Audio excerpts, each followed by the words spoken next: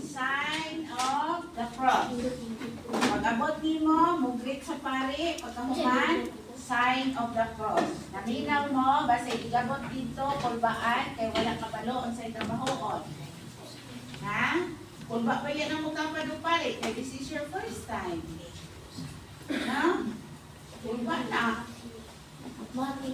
Masugid ninyo ang sala sa inyong classmate, pinanunod mo sa inyong kisute. Paul? Naminaw ka, Paul? Yeah. Ayaw katandong ka si Iman, di nasuwat ka. Manaka. Okay, silent mode ang cellphone ha.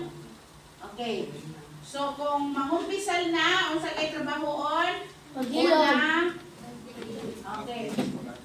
Kung una, ang sa trabahoon, kumunod sa pare, mag-greet sa pare. Pagkahuman, mag-sign.